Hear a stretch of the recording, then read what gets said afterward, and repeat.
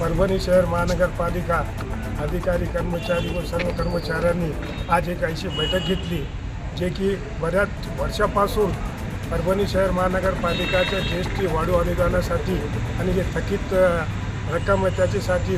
प्रयत्न करत होतो आणि याच्या अगोदर आम्ही आझाद मैदानावर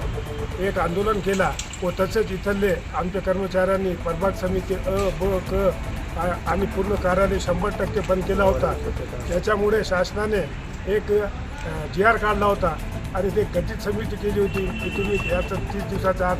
अहवाल सादर करा, पण शासन ते आता पण त्यांनी काय पाठविलं नव्हतं। परंतु आपले परभणीचे कार्यसम्राट आमदार राहुल पाटील साहेब यांनी लक्षवेधीमध्ये ते प्रश्न उचलला आणि मान्य करून घेतला, तर त्यांचा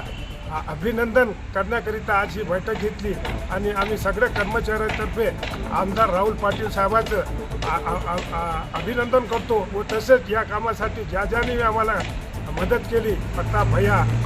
अक्षय देशमुख व पालकमंत्री मॅडम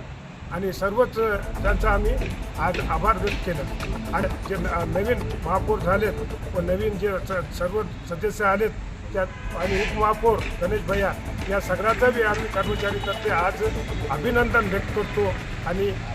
आभार व्यक्त करतो।